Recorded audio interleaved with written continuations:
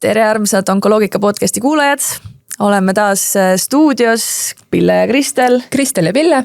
Ja täna on meie podcasti osa külaliseks Kadi Lubi. Tere Kadi, nii tore, et sa said tulla. Tere, aitäh kutsumast. Kuna sul on nii palju igasuguseid tiitleid ja paguneid ja nii jälle huvitav mitmekesine taust, siis äkki sa juhatad ennast ise sisse ja tood välja, mida me võiksime alustuseks sinu kohta teada? No minu tänane töö ja koht on seotud Tallinna Tehnikaülikooliga ja ma töötan e-tervisekeskuses, juhin seda ja olen Tervisetehnoloogiate Instituudi vanemteadur. Aga oma tausta poolest võib-olla see ongi see, miks mind kõik need teemad kõnetavad, et ma tegelikult olen proviisor, sotsiaalteadlane, mulle nii meeldibki ennast tutvustada, et olen esimese hariduse omandanud siis proviisorina ja töötanud päris pikalt tegelikult ravimitööstuses. Aga mingist hetkest hakkasid mind huvitama hoopis kommunikatsiooniteemad, see kasvas küll ka kuidagi välja ravimitööstusest algselt, aga kuidagi mulle on sobinud alati selline kvalitatiivne meetod ja inimestega rääkimine, intervjueerimine ja kuidagi need tervisehaiguse teemad mind sinnamaani tõid, nii et ma nägin nagu võimaluse need kaks asja kokku panna ja oma teadustöös ma olengi siis jõudnud sellise tervisekommunikatsiooni, võib-olla laiema tervisehaiguse mõtestamise, tähenduste otsimise juurde, nii et see ongi siis lühidalt see, kuidas ma siia olen jõudnud ja miks need teemad mind kõnetavad ja võib-olla siis ka on kuulajatele huvi pakkuvad. Ja sa oled nüüd viimasel ajal lähemalt seotud ka vähiteemadega, veel natuke spetsiifilisemalt oled ka TalTechi esindaja siis Eesti vähitõrje võrgustiku Estgen juures. Nii et Eesti vähitõrje strateegia elluviimine ja seal oluliste ühiskondlike protsesside pilti toomine ja selle sotsiaalteadlase vaate lisamine sinna on, ma arvan, väga oluline. Jah, kuigi ma pean ütlema, et ma natukene varasemalt ka ikkagi juba otsapidi sellesse vähiteemasse selles mõttes nagu ka teadustöös sukeldusin, et ma olen neid sõeluuringute ja võib-olla ka HPV vaktsineerimise alaseid töid nii juhendanud magistrantidel kui ka siis selle teemalist teadustööd ise teinud, sest aga ma ütlen, minu huvi keskmes on alati olnud nagu see, et kui meil on nagu nii head asjad olemas, siis miks? Ja mitte nagu selle suunaga, et otsida, mis neil viga on, vaid proovida mõtestada, et miks see nii raske on või miks on nii raske omaks võtta mingit asja, mis võiks ju tegelikult kasulik olla. Ma arvan, minust oleks mind ka hea sotsiaalteadlane saada see miks küsimus ükskõik milles on mind terve elu saatnud, et nagu aga miks need asjad siis on niimoodi, miks nad ei toimi, mida me saame teha, kuidas me saame siis seda olukorda muuta, et sellepärast ilmselt on ka sinuga vestlused alati nii põnevad olnud, et sa mulle tundub ei tule ütlema, et asjad on mustvalged ja neid saab väga, väga lihtsalt kuidagi selgeid radu pidi viia punktist A punkti B, vaid seal on väga palju erinevaid muutujaid, kuidas just inimkäitumist ja ühiskondlikke protsesse tegelikult mõjutada ja sellest kõigest me täna räägime. Jah, ja ma ütlen, mulle endale meeldib väga see, ma ei mäleta, kas see oli Mari-Liis Lill, kes esimesena selle mõtte kuskil viskas, aga et mulle meeldib mitte ainult miks küsimus, vaid see, et mis on pildil valesti. Mis on siis valesti, kui nagu objektiivselt võttes on nagu head tingimused mingiteks asjadeks? Aga ikka ei toimi. Lahe. Ma arvan, et sellest tuleb väga saade, sest me ju tegime 4. märtsil, 4. veebruaril ülemaailmse vähipäeva puhul oli meil ju ka vestlusõhtu Vähk on teema, kus siis ka sina olid üks meie vestluskaaslastest ja tegelikult sealt tuli päris palju tagasisidet just sellele võib-olla avavestlusele ka. Sest minu meelest sa panid väga täpselt kuidagi näpu peale sellele ka kogu selle aktsiooni sõnumile, et vähk on teema, ta on meie kõigi teema. Ta mõjutab meid kõiki, ka neid, kellel puudub sellega igasugune otsene kokkupuude, et võib-olla hakkamegi kuskilt sealt otsast minema, et jätkame sealt, kus pooleli jäime. Kui me ütleme, me väidame, et vähk on teema, see on teema, millest me ei saa üle ega ümber, siis kuidas sina seda vaatled? Kui ma tahaks nagu täiesti niimoodi nagu ka natukene akadeemilisemalt alustada, siis ma ütlengi, et see ongi meie kõigi teema, sellepärast, et me elame vananevas ühiskonnas. Ja see ei ole mingisugune uudis, see ongi nagu faktipõhine, et mida kauem me elame, seda suurema tõenäosusega me vähi või ükskõik millise muu haiguse saame. Ja see tähendab, et nagu haigused tervikuna on selles mõttes teema, et mida kauem me on ju siis elame, mida rohkem meie tehnoloogia, meditsiin, kõik areneb, seda rohkem meil on võimalust inimesi kauem elus hoida, aga see tähendab ka seda, et need inimesed ühel või teisel hetkel peavad leppima sellega ja me kõik peame aru saama sellest, kui haigus muutub nii-öelda loomulikuks osaks mõnes mõttes meie elust. Aga vaatamata kõikidele nendele arengutele me ei suuda seda ilmselt nii palju tagada, et me ütleme, et sa oled ikkagi 100% seesama inimene. Isegi kui me füüsiliselt seda nagu suudame teha, siis see, mida haigus nagu kaasa toob vaimselt, psühholoogiliselt, emotsionaalselt ja ka korralduslikult võib-olla nagu väga praktilisel tasandil, see on mingi asi, mida me peame kõik arvestama, mida peavad hakkama arvestama tööandjad, kolleegid, lähedased, sõbrad, kõik, et see ei ole enam asi, mida me saame nii-öelda pühkida vaiba alla ja öelda, et ta on seal haige ja võib-olla siis paari kuu jooksul teda enam ei ole ja me ei pea sellega kuidagi ühiskondlikult tegelema.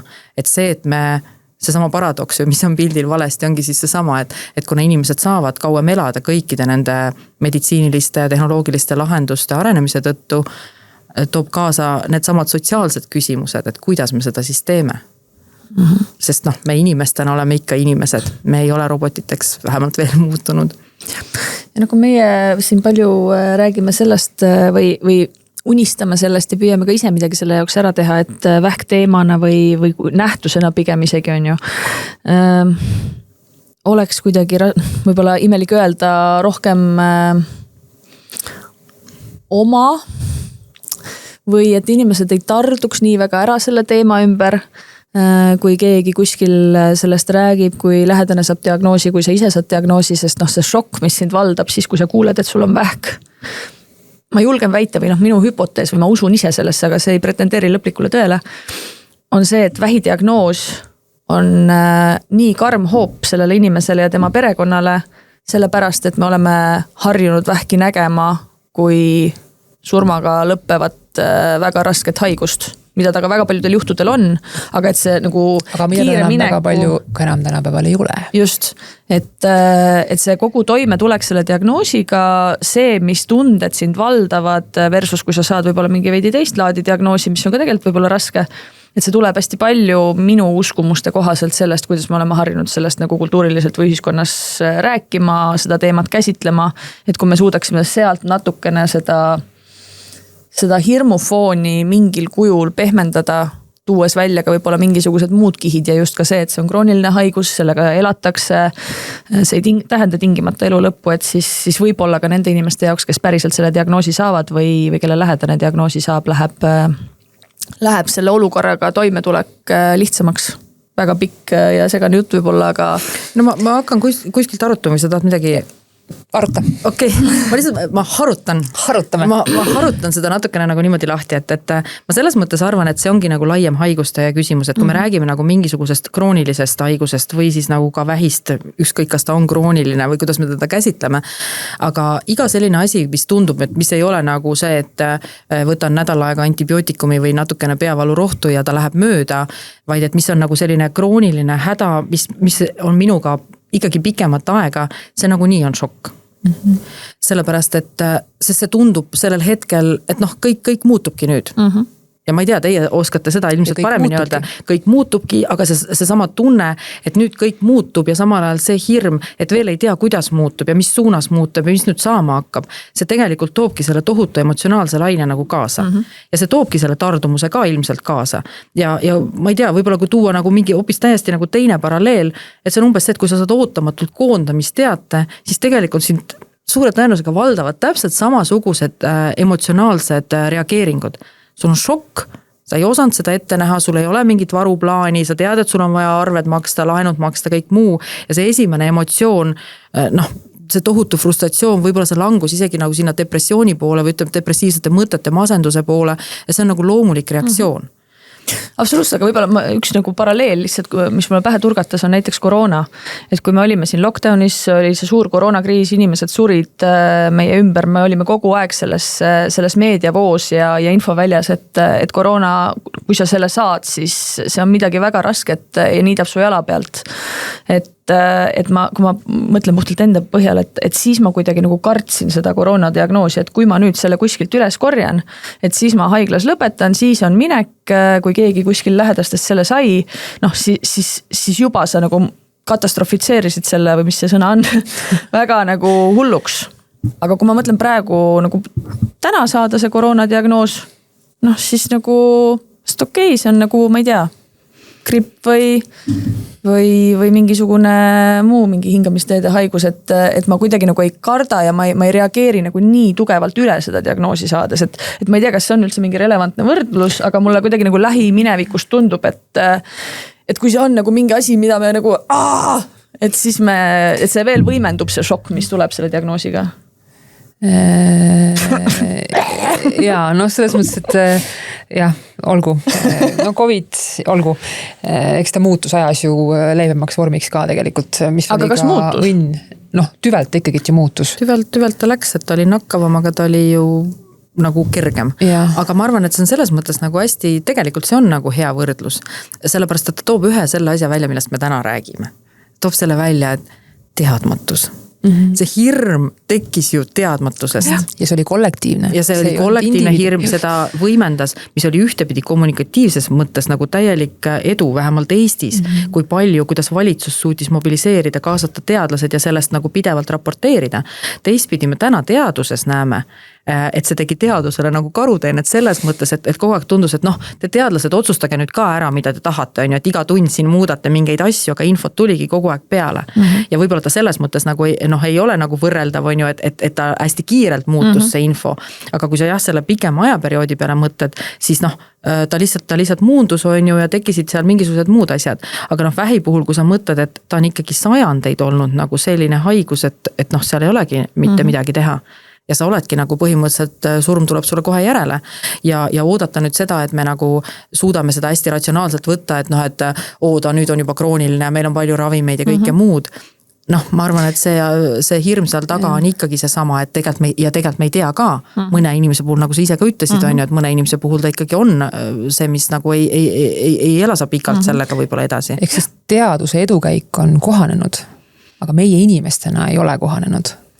Et see mulle meeldib see säilenõtkuse sõna, vaata. See on siuke ilus sõna. Eks või liiga lühikest aega on olnud krooniline haigus, mis on ravitav osati. Ja see võtabki aega, et võib-olla sa räägidki natukene sellest just, kuidas meil kultuuriliselt ühiskondlikul tasandil tegelikult need protsessid muutuma hakkavad ja kui palju see tegelikult aega vajab. No aga vaata, sa mõtle ükskõik millise asja peale, kui pikalt mingisugune asi meil nagu muutub. Et noh, me võime nagu teaduslikus keeles või ka akadeemilisemas keeles öelda selle kohta nagu sotsiaalne norm. Sotsiaalne norm on see ju, et kriitiline mass ühiskonnas nagu leiab, et mingi asi on kas sotsiaalselt aksepteeritav või mitte. Ükskõik, noh, me võime ka haigustele tagasi minna, et noh, et ega väga pikka aega ei ole olnud nagu homoseksuaalsus mitte haigus. Seda on ikkagi käsitletud haigusena, mingi täieliku hälbena. Nüüd mõned 10 aastad, isegi Ameerika, kes on nagu ülimalt demokraatlik ja liberaalne alles 80ndate keskel, dekriminaliseeris selle haiguse ja võttis ta nagu haiguste nimekirjast maha, et see ei ole haigus, see on nagu midagi muud.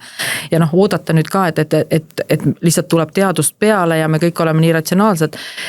Me võib-olla isegi nagu, kui see meid nagu otseselt ei puuduta, me ütlemegi, et noh, mis sa siin pabistad, on ju, et näed, tegelikult on kõik teadus arenenud ja kõik on väga hästi. Aga ma arvan, see võti natuke on selles, on ju, et kui see mind isiklikult puudutab, siis ma ei suuda seda näha nagu mingis suures kontekstis. Ja samas teistpidi, see sama sotsiaalne norm, mu ümber on piisavalt inimesi, kes võib-olla ei taju seda nagu otseselt oma asjana, aga kui nad kuulevad ka sõna vähk, siis neil seostub ikkagi midagi nagu tohutu negatiivset, ehk et ma täna nagu julgeks väita, et meie sotsiaalne norm vähist rääkides on ikkagi see, et see on üks kole asi.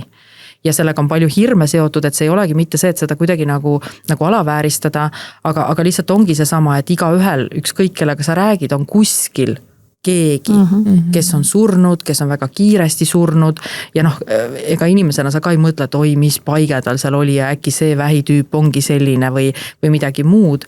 Sinul on see sinu kogemus, sa tõlgid selle sinna, räägid kellegi teisega, kellel on midagi sarnast. Ja nii see sotsiaalne norm seal on, ega meditsiiniliselt enamik inimesi, meist nii-öelda tavalised inimesed, me kogu aeg ei mõtesta, mis see meditsiiniline saavutus seal on või mis protseduurid on või millised ravimeetodid on üldse tekkinud või mida on võimalik üldse kasutada. Aga mis sinu nägemuses või teadmiste kohaselt on need, kas võib-olla tööriistad on isegi vale öelda, on ju, kuivõrd tõesti see on nii pikaajaline protsess, et päriselt see võib-olla mingisugune käsitlus või tajumine mingisuguse sellise nähtuse puhul hakkaks muutuma. Et aga kas me saame ise midagi selle jaoks teha, et seda hirmu natukene sealt kuidagi samm-sammult vähemaks saada, et kui meil juba nagu mingi hulk inimesi on, kes tegelikult näevad seda erinevate nurkade alt. Tegelikult on jälle ta tegelikult on ju normaalne, on ju? aga et kuidas sellest hirmust nii-öelda nagu läbi minna. Sest teistpidi tulebki, mida ka Mariken Ross ütles selles samas vähipäeva arutelus minu meelest, oli see, et me lõpuks sellest vähist teatud moel rääkides tegelikult genereerime vähki juurde läbi terviseärevuse. Et need on võib-olla need nagu võib-olla rohkem kommunikatiivsed küsimused minul praegu sinu suunas, et see, et me räägime millestki väga palju, tingimata ei tähenda, et see muutub vähem hirmsaks või kuidagi nagu et siis on iga valu ja iga kühm on kohe on pahaloomuline kasvaja, on ju. Et kuidas sina seda näed, et kui me võib-olla just nagu kommunikatsiooni vaates kuidagi seda vaatleme, et kas ja mida üleüldse me saame teha, me räägime, ma ei tea, meedia kontekstis, see, kuidas mingisuguseid sõnumeid annavad spetsialistid, ma ei tea, millised patsiendilood, et kas ja mis? Mul ei ole nagu selles mõttes nagu mingisugust nagu lihtsat lahendust, nii nagu selliste asjade puhul ei ole ja ma arvan, et ka kommunikatsiooni võttes see ongi nagu hästi kompleksne küsimus tegelikult. Sellepärast, et siin ei ole nagu ühte, et teeme nüüd, hakkame selliseid asju rohkem tegema. Ma arvan, et ta tegelikult ongi üks kompott tegevusi, nii nagu kommunikatsioon tavaliselt on, ega kommunikatsioon ei ole ju see, et paneme plakatid ülesse ja siis kõik lendab, et kõik said nüüd targaks, on ju teadlikkus tõusis ja kõik toimib. Et ise ka näinud on ju, et see ongi nagu see, et plakatid ajast täiesti läbi. No võib-olla täiesti ei ole, ta võib olla nagu ühe meetodina kasutusel, eriti kui ta on seotud mingisuguse väga asjakohase asjaga, on selleks siis kas sõeluuringu aastad või on ta mingisugune, ma ei tea, maijooks või nagu mingisugune muu asi seal juures ja see väike teadvustamine seal. Et ma olen nõus sellega, et kui me sellest nagu kogu aeg räägime ja kui me võib-olla kogu aeg räägime ainult patsiendilugudes, siis jääb selline mulje, et kõik kogu aeg põevad. Või kui näiteks räägivad samad inimesed, on ju, et siis jääb mulje, et nemad siin justkui nagu, ma ei tea, teevad enda mingisugust asja. Aga samas neid on ka vaja.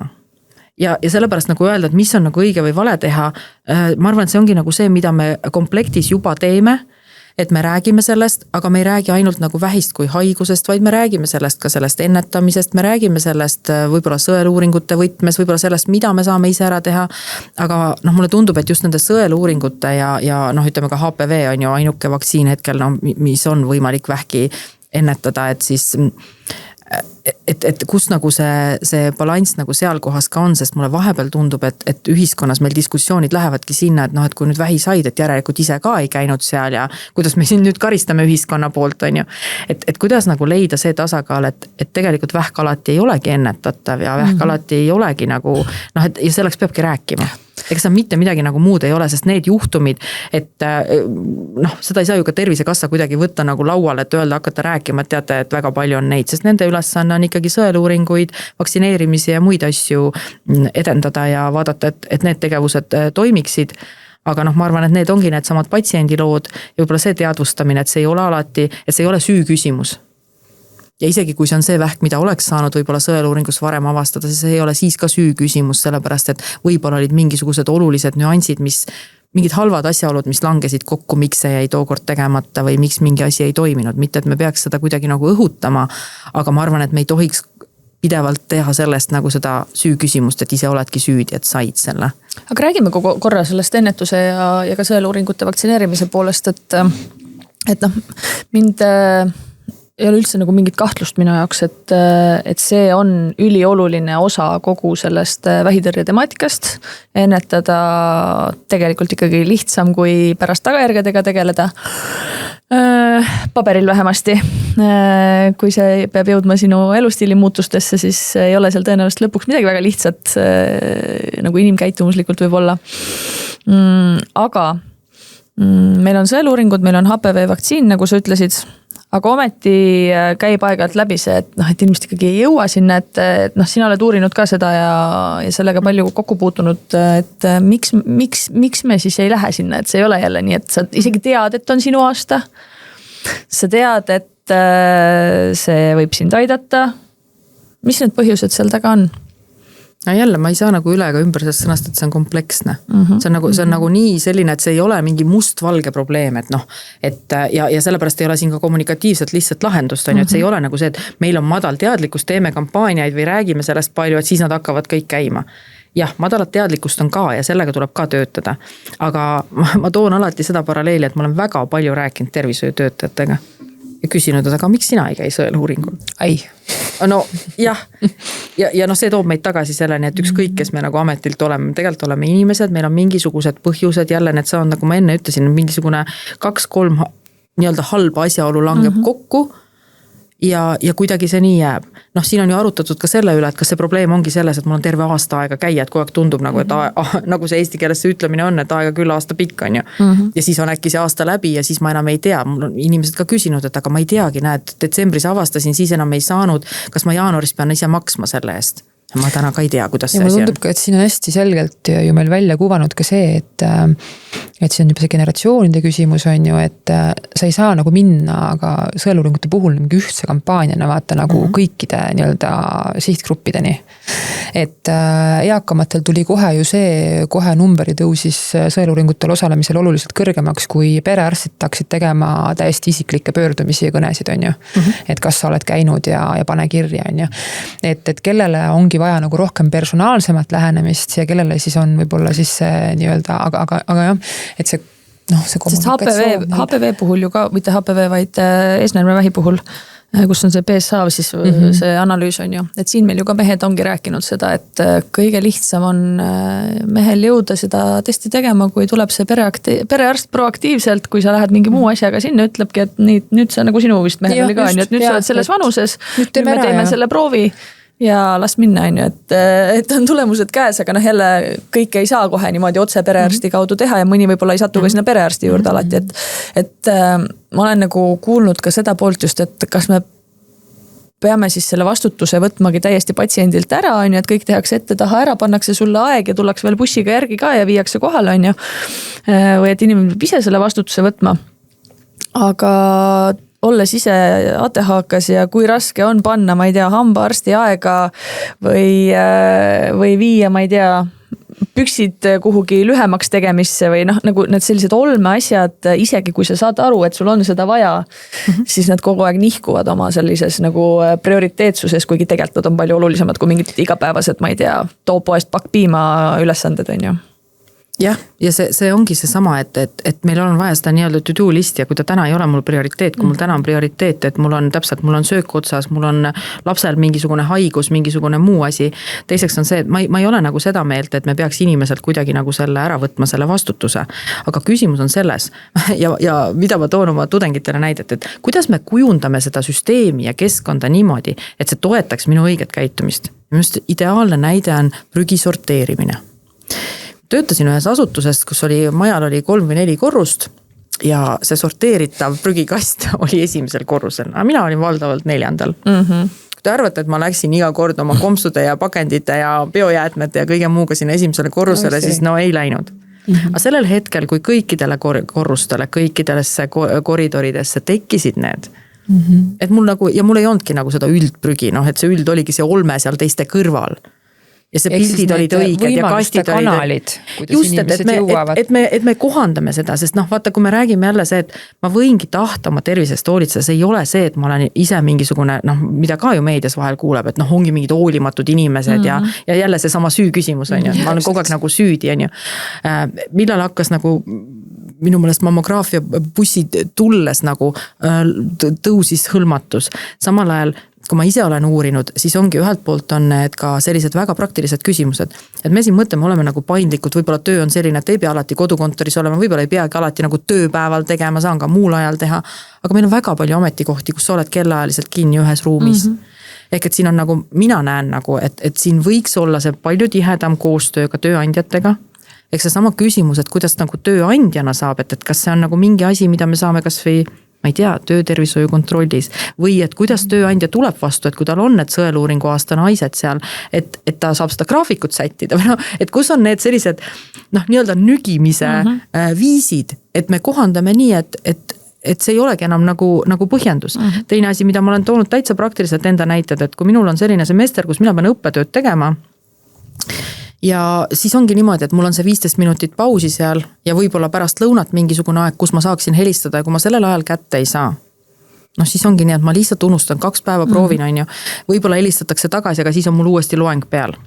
et nagu tundub hästi jabur on ju, et sa saad neid teha, aga ja kolmas asi, mida ma tahan veel öelda, on see sama, et me oma suurepärases digiriigis vahel lihtsalt unustame ära, et meil on väga palju inimesi, kes ei ole digipädevad, kes ei logi ennast terviseportaali, kes ei oskagi seda teha. Ja seda enam, et sõeluuringud ikkagi, need on ju valdavalt ikkagi juba no jah, või tulevad meili teel on ju, ja kui ma olengi see eakamad sees ikkagi, eks.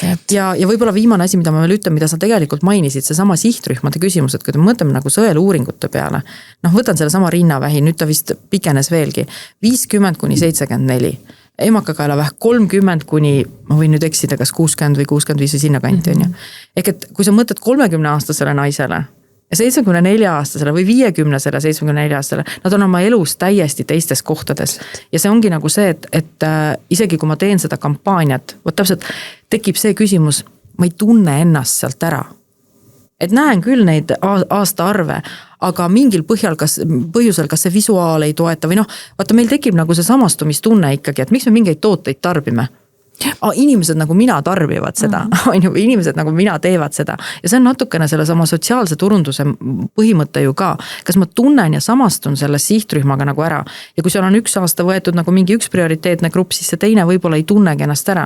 See 74-aastane ei tunne ära selle noore 50-aastase naise pildi peale, et mina peaks ka minema või ta mõtlebki, et ma olen juba nii vana, et mis ma sinna ikka enam lähen, mis nad mulle ikka teevad enam. Kusjuures selle aasta nüüd Akaadianiga, kes seda kampaaniat ju teeb, nüüd värskelt oli hange eelmine aasta jälle, et siis me nendega oleme ka ju päris põhjalikult arutanud seda, et mis need tegevused siis on, et kas või see sama tööandjate näide, et näiteks kui ma kunagi pangas töötasin, siis doonorlusvõimalused olid meil, ma ei tea, kord kvartalis või mingi aja tagant olid alati majas olemas, inimesed käisid, andsid vere ära, nemad said oma panga täis, said midagi toredat teha, on ju.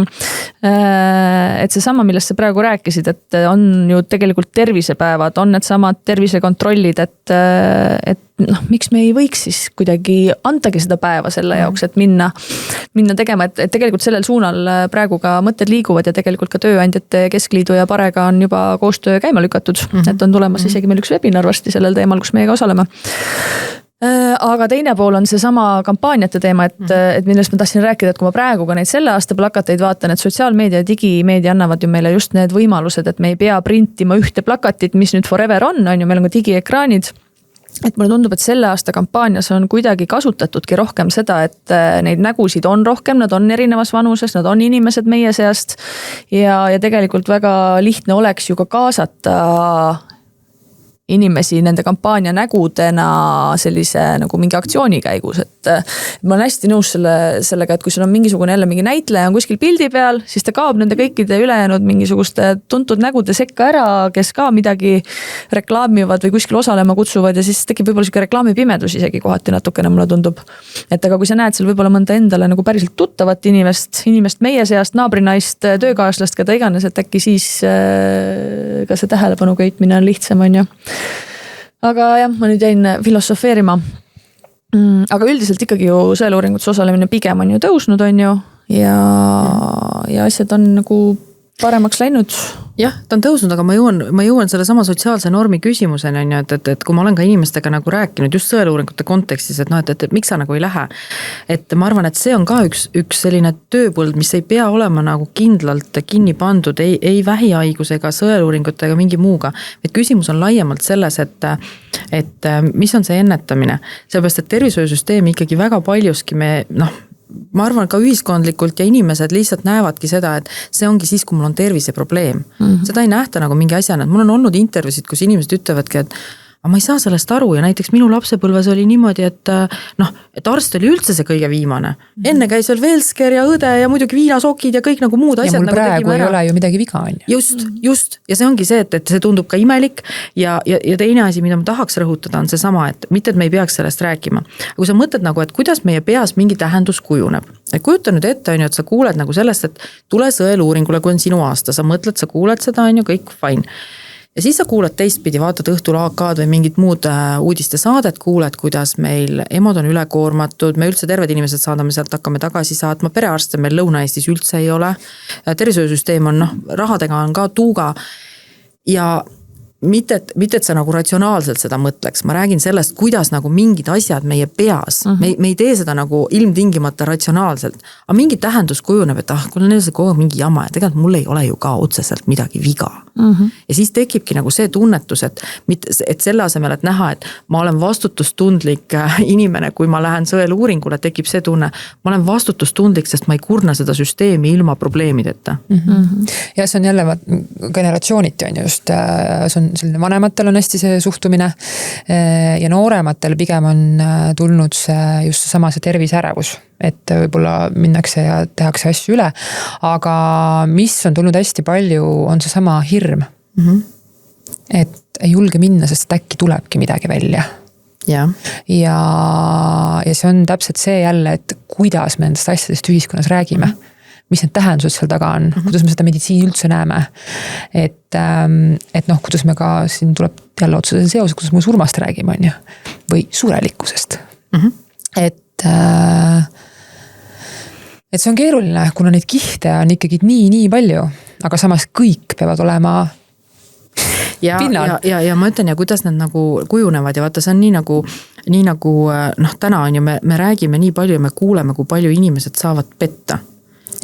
Ja need ei ole nagu, et see on madala teadlikkusega muidu rumal inimene või täitsa lollakas, kuidas ta sihukest asja sai uskuda. Ei, need on kõrgelt haritud, targad ühiskonnas kõrgetel positsioonidel inimesed, kes räägivad täiesti avalikult sellest, kuidas nad on saanud tünga. Mina olen ka saanud tünga. Ja siis ma hakkasin mõtlema, et huvitav, miks ma sain tünga?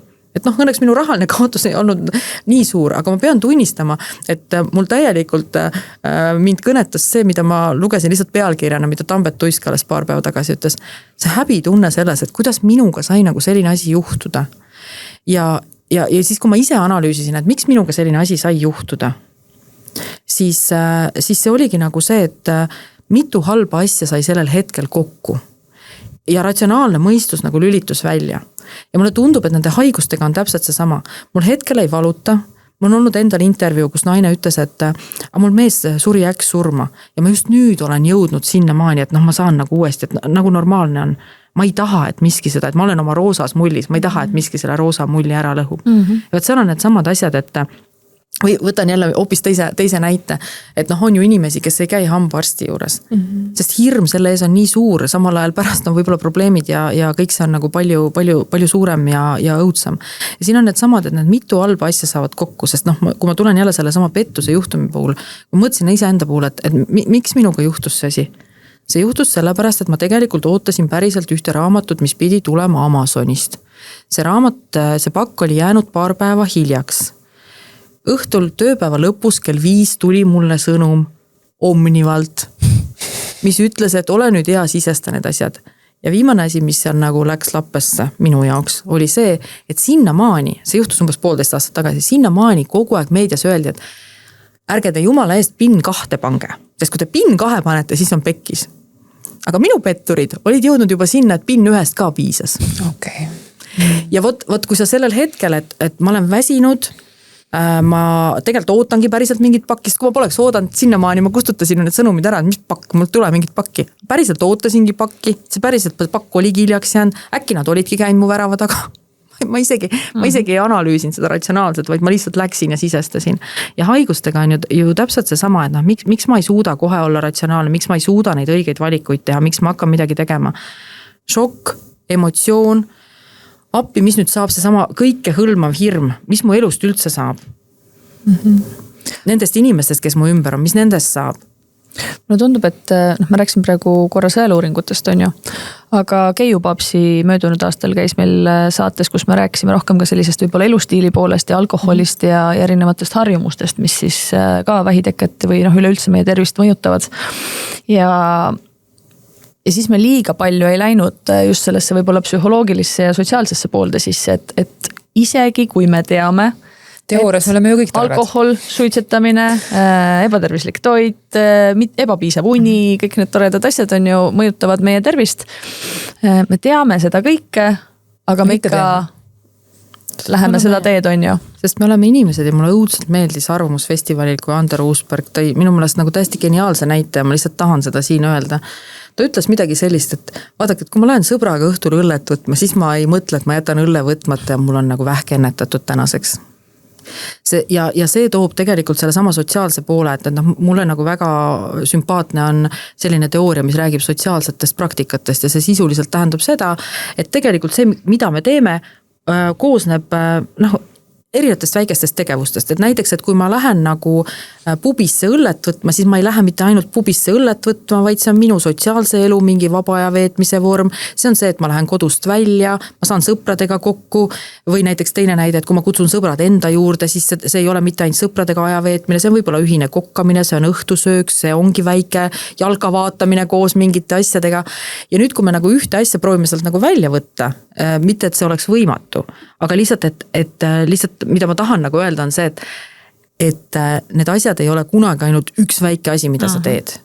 Vaid et see tegelikult on kompott ja tegelikult me iga hetk ei teadvusta ja kui ma ei joo ka iga päev alkoholi, siis ma tegelikult ju ei mõtle, et äkki ma ei peaks kord kuus ka seda õllet võtma. See tundubki, et kui me sõpradega oleme ikka kord kuus nagu seal pubis käinud ja võtnud selle ja ma ilmtingimata ei tõlgi seda selleks, et noh, täna ma võtan alkovaba õlle ja tšekk, vähk on ennetatud. Et minu meelest see oli nagu väga hea paralleel, mis ta tõi. Ja ma arvan, et see on mega oluline teema ka siis, kui sul juba diagnoos on. Vähemasti see, noh, mille mina olen nüüd oma 2 aastaga kuidagi läbi käinud alates diagnoosist. Et noh, ma ikkagi nagu tulen ka sellest kohast, kus iga sotsiaalse tegevuse juurde käis kas klaas veini, sauna juurde käis õlu, noh, kogu aeg selline nagu mingi asi kuskil oli ja see oli kuidagi, ma ei tea, tööüritus, igal pool pakuti.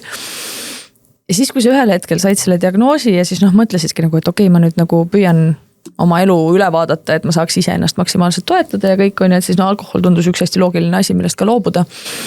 Ja kui raske seda tegelikult teha oli, sest et su ümber kogu ülejäänud nagu sotsiaalne süsteem ju jätkas samamoodi. Et ega nagu need sõbrad või elukaaslane või keegi nagu ei läinud kohe teistsuguse käitumise peale või elustiili peale ja siis oled seal ja püüad nagu hoopis teistmoodi hakkama saada, et täpselt see nagu, seda isegi tegelikult ju ei ole sotsiaalne surve, vaid sotsiaalne norm just pigem on ju, et sellega kuidagi toime tulek ja see võib-olla ka minu enda peas toimunud selline sisemine heitlus, et kas ma nüüd nagu peangi sellest loobuma, nagu sa just kirjeldasid, et see oli osa nagu mingitest rituaalidest, teistpidi sa mõtled, et aga kas peab seal olema või see lihtsalt on nagu mingi sisseharjutatud asi, et mul on ju võimalik valida seda mitte enam sinna liita, aga jälle see, et sa nagu oma peas saad aru, et noh, raske seda ei ole siis seal mitte teha. Aga tegelikult on ikkagi päris raske, et ikkagi nagu väga kaua läks aega selleks,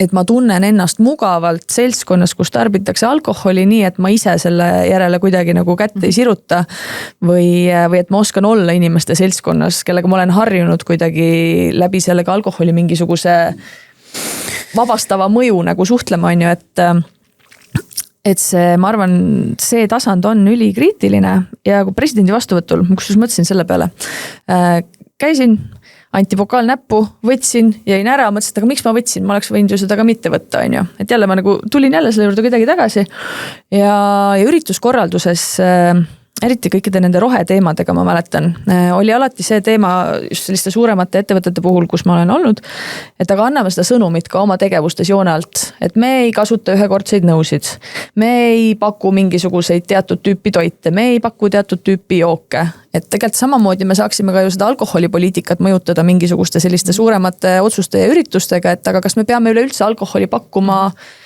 näiteks presidendi vastuvõtul, on ju. Või tegelikult saaks see sündmus toimuda ka ilma selleta, kui meil on nagu mingi probleem sellega. Et noh, mul oli just nädalavahetus enda sünnipäev. Sõbrannad tulid nädalavahetuseks kokku ja siis meil oligi nagu mõte, et mina ise ei taha. Ma on veel neid, kes ei taha. Et aga kas ma võtan teistelt midagi ära sellega, kui ma teengi täiesti enda sünnipäeva nagu ilma alkoholita. Et isegi nagu sellistest detailidesse mõtled selle peale, et väga pikalt nüüd jäin siia kinni, aga kuna ma olen nii nagu palju selle peale viimasel ajal kuidagi mõelnud ka, et siis noh, praegu ma valisingi, et teeme siis Ferla peo ja on ka muid toredaid jooke ja tegevusi, mis nagu näbus võiks olla, et ei pea see alkohol tingimata olema. Vaata, mina tajusin eriti hästi seda 9 aastat tagasi, kui ma diagnoosi sain, et kui sa juba jääd haigeks, kui see enne meil ei olnud moraali küsimus. Vaat, kui sa haigeks jääd, siis saab sellest kõigest moraali küsimus ja neid näpuga näitajaid tuleb räigelt palju. Ja siis sa hakkadki, vaat siis tulebki see süütunne sinna taha, on ju. Et see sama alkohol, noh samas, kui sa vaatad ka seda meie toiduaine tööstustena, et noh, tegelikult me me elame tegelikult ju keskkonnas, mis manipuleerib meiega iga võimaliku nurga alt. Et noh, toiduainetööstus ka veel nagu eriti räigelt on ju, et see on ju täiesti psühholoogiliselt, kuidas kõik need, kuidas suhkrukultuur kõik kusas lõkkele lõi ja noh, kõik siuksed teemad on ju, et aga täpselt jälle, et me oleme jälle ainult inimesed. Ja vaata see süü küsimus, see on nagu hästi huvitav asi, sellepärast, et kui ma olen ka nagu rääkinud, mitte ainult vähipatsientide, erinevate haiguste patsientidega, siis ja kui sa nagu proovid nagu rääkida just sellest, noh, et võtad nagu ajalises järjekorras on ju, et noh, kuidas sa enne diagnoosi nagu oli ja noh, et mida sa tundsid ja siis sellest diagnoosi hetkel see enda süüdistamine on ka kohutavalt suur. Et mida mina olen nagu valesti teinud ja mis need asjad on ja noh, siis hakkab, et siis hakkavad need oleksid on ju, et kui ma oleksin nii teinud, kas need siis on oleks need teismea peod. jah, aga jah, et see süü küsimus, et noh, et mõnes mõttes see mulle tundub ka ja ma ei ole psühholoog on ju, aga see tundub mulle nagu mingi siuke psühholoogiline nagu ellujäämistrateegia, et mul nagu lihtne öelda ja võib-olla ka oma lähedasele öelda, et aga vaata, mis sa ise siin oled teinud ja kuidas sa oled elanud, on ju, et meil on lihtne seda oma nagu sellist ängi ja frustratsiooni nagu sinna panna, oma hirmusid, et öelda, et noh, käesva kurjategija on ju, et me teame, kes siin süüdi praegu on ju, et noh, mis siin oodata oligi, on ju. Aga noh, ega see tegelikult ju ei aita ja ta ei aita sind kuidagi nagu mobiliseerida neid. Samas ma olen nõus, et tegelikult me ikkagi tervishoius ju tegeleme väga paljuski tagajärgedega, on ju. Et aga kuidas me nagu ühiskonna, nagu me kõiki neid asju vaatame, meie toitumiskultuur, meie noh, kõigiga sellised, meie haridus on ju, et noh. Siis me hakkame jälle. No jah, aga ma tulen selle sama alkoholi näite puhul või see sama, miks sa ütled, nagu miks seda on keeruline teha ja see on seda natuke sellise akadeemilise lähenemisega.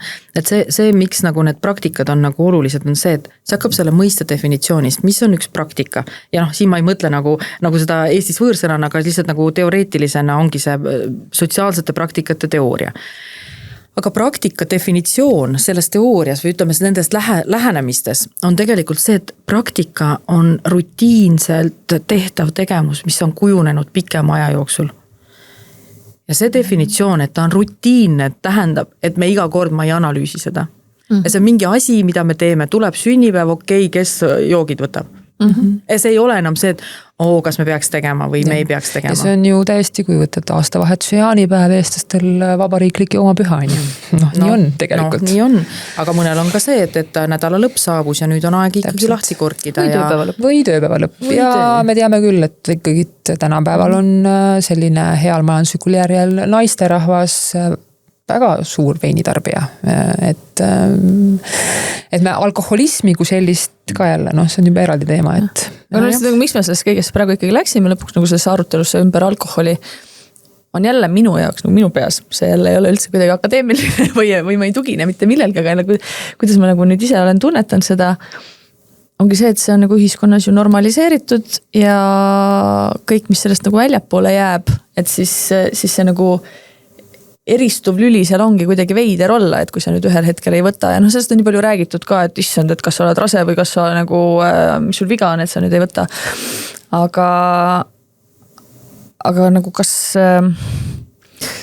noh, elustiili vaates, ma ei tea, mis me siis saame üleüldse teha, et inimesed hakkaksid teistmoodi valima, et kas see on natukene sarnane jälle sellele, et mis see nagu ühiskondlik norm on ja me peame järjest vaikselt inimesi sinna poole nügima, aga kuidas jõuda siis sinna, et päriselt need muutused toimiksid, sest ainult lihtsalt info andmisest ju ei piisa, et noh, teoorias me oleme kõik väga tugevad, et mis meile on kahjulik, aga ikkagi me ei muuda seda oma käitumist sageli. Ma ei oska seda noh, niimoodi nagu kohe sulle nagu konkreetsete soovitustena. See oleks juba lahendatud siis juba. Siis oleks lahendatud jah, kui see nagu nii lihtne oleks, sest aga noh, ma ütlen, et mitte jääda ka nagu sellesse alkoholi ja elustiili kinni. Noh, kogu see praktika, et see ongi see sama, kus me tuleme selle sama vestluse algusesse, et miks on meil ühiskondlikult ka haigus, kui selline on raske, sa enne mainisid surma on ju põgusalt tõid sisse juba, et mida me nagu usume ja need on ka rutiinselt või meile kuidagi kultuuriliselt kaasa antud uskumused, millega me kasvame kogu aeg ülesse ja selleks, et neid nüüd muuta nagu jõuga, et nüüd homme ärkame ülesse ja ütleme, et jah, vähk on teema, kõik muu on teema, oleme nagu noh, see ei käi lihtsalt niimoodi, sest sotsiaalse normi muutumine, see on pikaajaline protsess.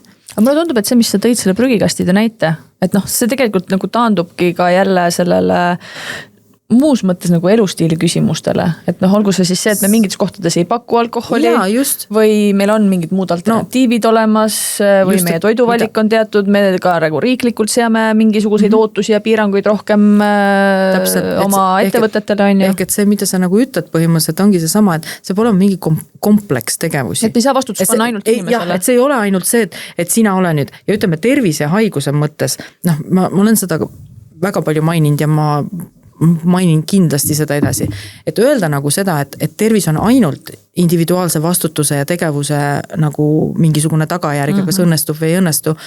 Seal on väga palju peab olema ja nagu ma enne ütlesin, ma ei taha absoluutselt ära võtta seda, et me peame ise ka nagu midagi tegema.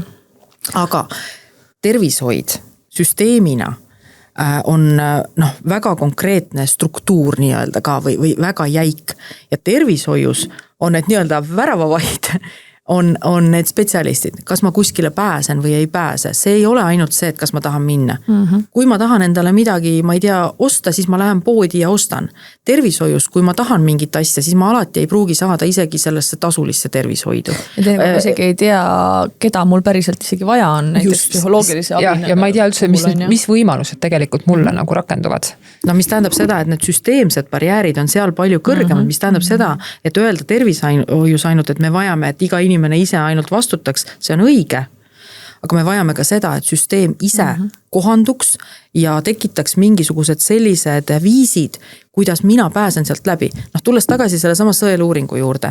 Nüüd on sinna tehtud ju erinevaid neid viise, et sa tõesti saad neid aegu panna on ju võib-olla muud moodi, aga noh, mitte et see veel ideaalne oleks, seal on kindlasti arenguruumi, aga et mina võin olla ükskõik kui vastutustundlik ja tahta neid asju teha, kui ma 3 päeva kätte ei saa ja ülejäänud aeg mul on muud prioriteedid, lisaks mul ongi selline töö iseloom, et ma saaks nädalavahetusel sinna helistada, aga siis ma neid kätte ei saa, on ju, siis ongi see, et mina seda süsteemi muuta ei saa ja mina sealt seinast nagu läbi ei murra. Aga nüüd me võib-olla jõuamegi lähemale meie enda sellisele onkoloogika kogukonna teemadele selles vaates, et kui ma juba olen selle diagnoosi saanud, siis paljuski ka miks onkoloogika ju sündis, on need samad põhjused, et jah, me saame mingisuguse kliinilise diagnoosi, meil on kuskil mingisugune kasvaja, millega hakatakse tegelema, seal on spetsialistid, aga kriisi satub inimene tervikuna, see vähk tabab meid tervikuna, mitte ainult meie mingisugust nagu kehaosa protseduuriliselt. Et emotsionaalne, sotsiaalne, majanduslik, mis need kõik tasandid seal juures on, spirituaalsed ja psühholoogilised ja et aga täna süsteem ikkagi väga suurel määral keskendub sellele kliinilisele otsale ja kõik, mis sealt edasi tuleb, mis täna meil on justkui palliatiivravi siis ja selle alla kuuluvad teenused on hästi lapsekingades ja neid spetsialiste on vähe, see info on kuskil peidus ja on väga suur juhus, kui sa leiad üles õiged inimesed ja spetsialistid, kes seda ülejäänud osa sinust tegelikult saaksid toetada. Et Pille, sul oli siin ju ka, või kas mul tundub, me võib-olla ei väärtusta seda nagu sama olulisena, kui on selle konkreetse kasvaja kõrvaldamine ja selle raviga tegelemine. Et aga ma julgen väita, et tegelikult ikkagi inimesena täpselt sama oluline, kui on see, et ma saan oma keemiaravi sellele kasvajale kätte, on see, et keegi tegeleb minu vaimse tervisega, et ma ise tegelen sellega, et mul on olemas vahendid ja tööriistad selleks, et muutunud elukorraldusega hakkama saada. Et selle jaoks meil ei ole väga head sellist lahendust, kuidas inimesed oleksid toetatud. Ta ei ole terviklik, on ju. Me tegeleme ainult sellega. No ma vaatan teie otsa nüüd, mina räägin nagu teooriatest, on ju. Õnneks täna võib-olla paljuski. Ja võib-olla teadlasena lihtsalt kokku puutudes selle küsimusega, aga minu väide võib-olla on siis see, et tegelikult et need jupid, mis sa tõid, vaimne tervis ja kõik need asjad, need on nagu mingi osa sellest jupist, aga see terviklikkus hakkab sellega, et tegelikult kõige sellisem, ma ei tea, mulle tundub ja kinnitage või lükake ümber, asi, mis nagu tekib, on totaalne identiteedikriis. See, millest ma nagu alguses ka ütlesin, et nagu, aga kes ma nüüd üldse olen? Täpselt. kõikides nendes ka ühiskondlikus võtmes, kui ma ei ole enam see aktiivne töötegija, kui ma olen nüüd ühiskonna mõttes see abivajaja, see, kellele ükskõik võib-olla süsteem ei soovi pakkuda, võib-olla ma pean hoopis mingite heade annetajate juurde minema. Et ja kui ma siiani olen olnud nagu kohutavalt aktiivne ja initsiatiivikas, kõik asjad ajan ise ära, ajan teiste asjad ka korda ja nüüd ma satun sellisesse rolli, mis on tegelikult ei ole mulle üldse omane, need hirmud ja emotsioonid sinna veel peale, aga just see sama identiteedikriis kohati, mis nagu vähemalt lühiajaliselt tekib või vähemalt mingiks ajaks. Ja võt seda ümber mõtestamise vajadust, et see ei ole isegi ainult nagu konkreetsed tööriistad, kes aitab mul mind ennast ümber mõtestada. Muidugi ma ise jälle saan nagu väga palju ära teha, aga mul ongi vaja, nagu sa ütled, on ju, võib-olla neid inimesi, kes laseksid mul nii palju rääkida, et mul see mõte üldse sinna jõuaks või kes osutaksid mingitele asjadele, mille ma ei suuda nagu ise veel mõelda või näitaksid seda jätkuvat minu väärtust ühiskonna liikmena, mida ma võib-olla sellel hetkel ei suuda nagu ise leida üles. Ja see on see sama tahk, millest tegelikult me ühiskonnas, me pole harjunud haigust sellise asjana tegelikult üldse nägema. Et see on päris, ja siin ongi see, kus tegelikult ühiskond ise tegelikult ohvristab su ära. Sest tegelikult ta ei mõista seda, ja tegelikult isegi haige ise tegelikult ta ei mõista seda tihtilugu. Ta ei oskagi niimoodi seda asja sealt poolt nagu tegelikult näha. Et see on... kogu see enese-leina teema ja mis sinuga üldse juhtuma hakkab tegelikult, et kui keegi aitaks mul ennast paremini mõista, mitte lihtsalt ei kirjutaks mulle võib-olla antidepressanti või ütleks, et tule räägi südamelt ära, mis on ka oluline hästi seal juures. Aga see, või kui ma jälle lähen, võib-olla ma ei pretendeeri lõplikule tõele, aga mis hetkest ma ise tundsin, et mul läks kergemaks selle diagnoosiga elamine, oli see hetk, kus ma ei püüdnud olla enam see Kristel, kes ma olin enne. Aga mind aitas sinna teine inimene. Ma ei jõudnud sinna iseseisvalt, sest et eriti veel sellel hetkel, kus sa jõuad remissiooni, kus sul nagu haiglusega tegeletakse ära ja nüüd mine eluga edasi, siis ongi see, et peaks nagu tööle tagasi minema, aga sinu jaoks on kogu see maailmapilt muutunud, et ma ei taha enam sellist asjade üle koosolekutel arutada ja kellegiga vaielda, kuhu ma vanasti oma aja panin.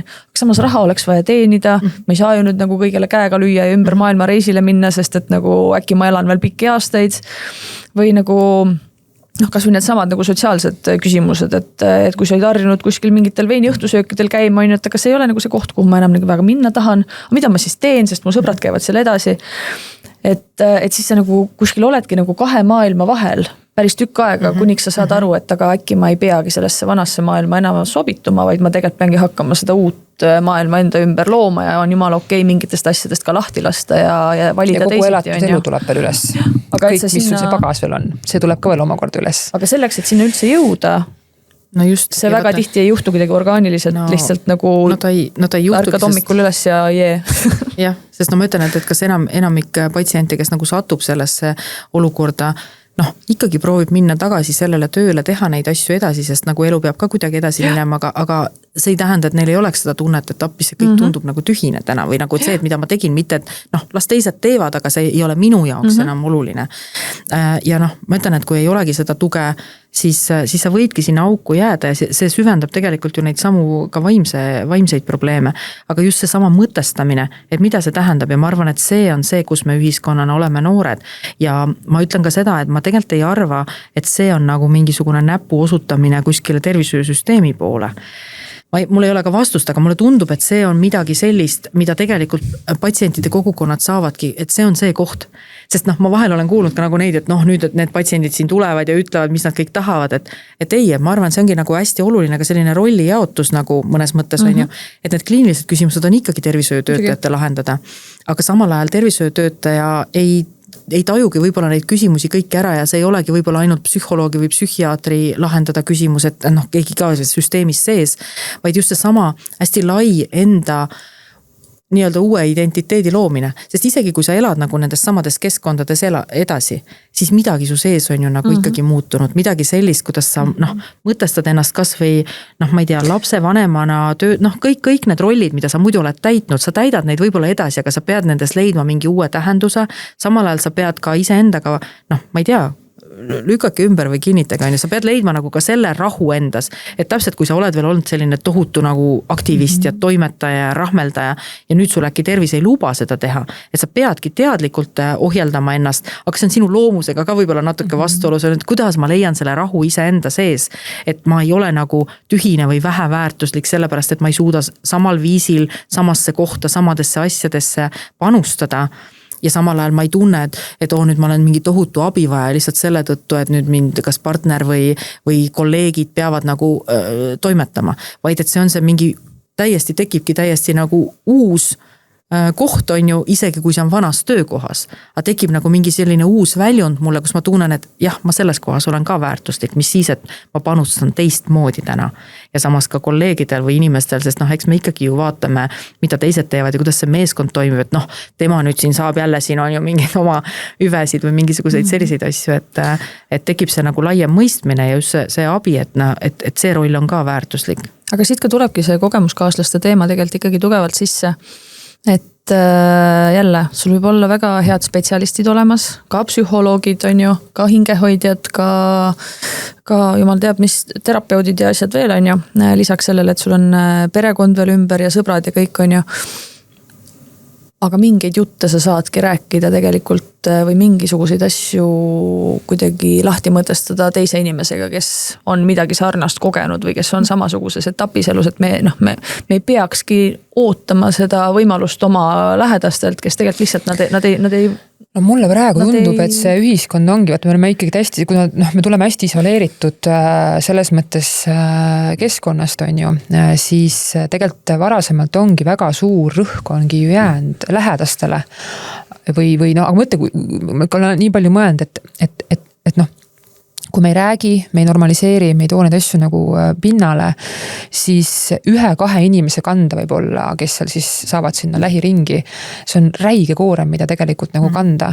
Aga igal osapoolel, kui me mõistaksimegi seda, et igal osapoolel on oma roll, et nii nagu see hingehoidja, kõik need perelähedased, sõpru ei pisenda, et krooniline haigus samamoodi vajab tervet küla.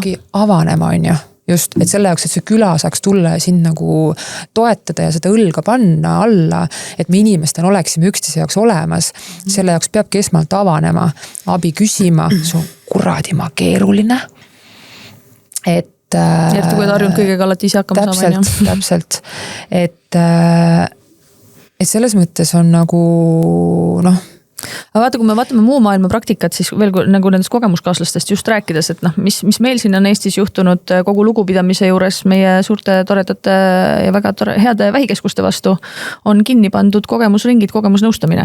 Need on ära kadunud haiglate juures täna. Ja me oleme päris palju saanud selles osas ka nagu tagasisidet küsimusi, et kas me sellesse suunda liigumegi. Ma arvan, et see on natukene vale võib-olla signaal tegelikult tervishoiu poolt. Aga see ei tähenda, et see ei võiks seal edasi olla, lihtsalt võib-olla me peame nad kuidagi natukene teistsugusel moel viima uuesti inimeste juurde, et sellega nüüd, et haigla otsustas, et meil enam kogemusnõustamise ja mingisuguseid tugigruppe ei ole haigla juures, ei tähenda, et seda ei peaks üldse olema. Ja kas see peab olema haigla nii-öelda organiseerida tegelikult? Lihtsalt ta peaks mulle tundub olema selles süsteemis kuidagi nii sees, et inimesed jõuavad ikkagi nende lahenduste juurde, et varem lihtsalt see oli nagu hea lihtne otsetee kuidagi inimest suunata.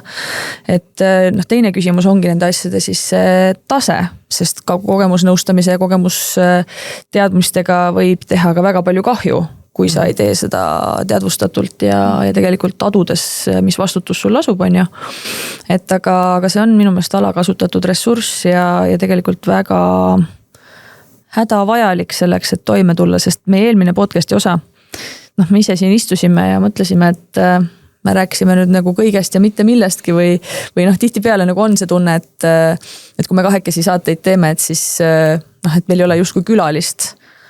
Aga millegipärast jälle need saated, kus sa lähed hästi sellesse nagu patsiendi kogemusse sisse, lõpuks saavad selle kõige tugevama reaktsiooni kogukonna poolt, sest et sealt tekibki see samastumisvõimalus, mulle tundub, on ju.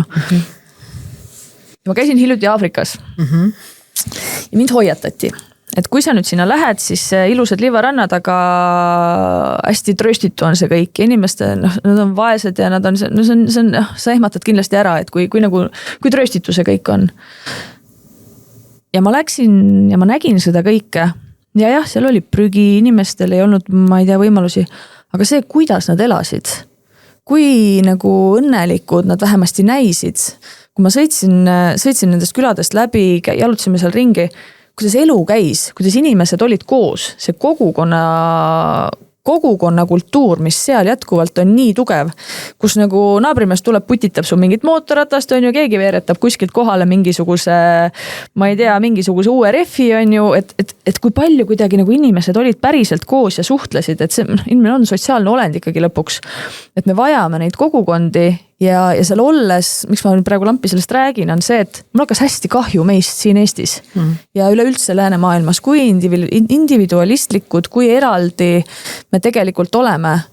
Et ükskõik, kas me räägime siin nüüd kogemuskaaslastest või mingitest muudest kogukondadest, kui tähtis on tegelikult kogukonna roll selle jaoks, et tulla üldse toime eluraskustega. Et ja siis ma sain jälle aru, et olgu need patsiendi kogukonnad, olgu need mingisugused muud oma mingisugused elukohapõhised kogukonnad, hobidepõhised kogukonnad, see on tegelikult vältimatu osa sellest, et saada eluga kuidagi üleüldse hakkama.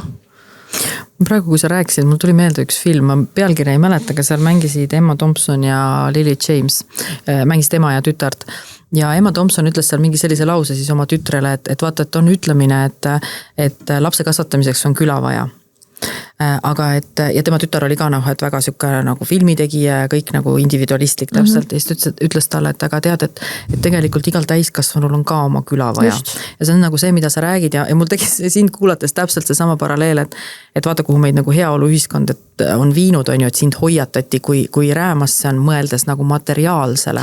No, me oleme ainult tarbijad. On ju, et okei, meie kliima võib-olla ei võimalda ka sellises materiaalses keskkonnas elada, nagu nemad võib-olla elavad, aga just see sama inimsuhtlus ja vaata, see on see sama, millest me enne rääkisime selle sama surmateemaga, et miks me nagu kardame, sest meie ka enam ei ela põlvkondade kaupa, on ju, me ei näe enam haige inimene, meie kodus ei ole midagi loomulikku. No meil on saanud surmast kogukonnasündmus asemel meditsiinisündmus. Ehk siis kõik on meil peidus. Meil tegelikult väga paljuski tänapäeval väiksed lapsed kardavad vanureid, sest et nad on täiesti ära isoleeritud. Et matustele lapsi kaasa ei võtta, selles mõttes on tegelikult hästi nagu õõvastav ja õudne ja tegelikult mina ise enda kogemuse pealt just näen seda, et mitte see, et ma nüüd tahaksin lakkamatut surmast rääkida päevast päeva, ainult sellest rääkida, aga lihtsalt kui ma tahakski sellest rääkida aeg-ajalt nagu normaalse elu osana, siis tegelikult seda väga ei ole võimalik, eriti kui sul veel on vastas noor inimene, kes potentsiaalselt võibki nii-öelda siis minna teispoolsusesse, on ju. Et seal lähevad need asjad kõik lihtsalt niivõrd lukku. Et mul on väga-väga isegi kahju, et meie kultuuriruum on nendes kohtas ikkagi nii pimeduses veel. Nojah, ja see ongi see suur individualiseerumine, on ju, et kõigil oma maja hea, kui elavad kõik eraldi linnades ja maakondades ka. Meil on see õnnelikus ühiskond ikkagi, nii paljuski. See lääne... Nojah, et mida me väärtustame ja see on ju ka tegelikult sotsiaalse normi küsimus, et mis on see väärtus, mille järgi me hindame inimese edukust ja kõiki neid muid asju, sest me ikkagi oleme seal materiaalsel poolel ja sellepärast sellest haigusest on võib-olla raske rääkida. Ja ma lihtsalt mõtlesin, mul tuli nagu endal meelde, et vaata, tegelikult lapsed on ju nagu hästi, lapsed on ju väga vahetud, et kui ta esimest korda tuleb sinu käest midagi surma kohta küsima, ta on võib-olla 4-5 aastane, midagi nagu, täiesti nagu lambist on ju, aga kuidas me reageerime? Ma mõtlen oma laste pealegi, et kuidas ma olen nagu reageerinud ja mida ma olen neile rääkinud, et mina olen nagu 2 paralleeli, ma olen ise väga uhke pärast olin, kui ma selle nagu välja mõtlesin ja nendega rääkisime, aga see teema nagu rahunes maha siis. Ja mina olen lapsi võtnud, mitte et nad oleks palju käinud matustel, aga need 1 või 2, mis on nende ellu nagu sattunud, ma olen võtnud. Jah, see oli emotsionaalselt raske mulle ja neile ja kõik nii edasi. Aga nad kuidagi elasid selle nagu ikkagi läbi, sa jätad selle inimesega hüvasti ja lähed, seal on ju, et kui me nüüd surmast. Aga ma ütlen, et kui laps tuleb sinuga rääkima, siis neid paralleele tegelikult ju kuidas sellest rääkida või kuidas sellest mõelda on ju mitmeid. Et üks paralleel, mis mulle endale meeldis, ma lugesin sellest kuskil, on ju see, et elu ongi ju nagu põhimõtteliselt nagu mingi ruum 2 uksega. On ju ühest uksest sisened ja teisest väljud. et noh, sünd ja surm on ju kaks ust. Ja noh, teine on ikkagi see sama, mis mulle meeldib, ma arvan, et Oskar Luts on selle ju meie kultuuripärandisse kirjutanud läbi aastaaegad, on ju.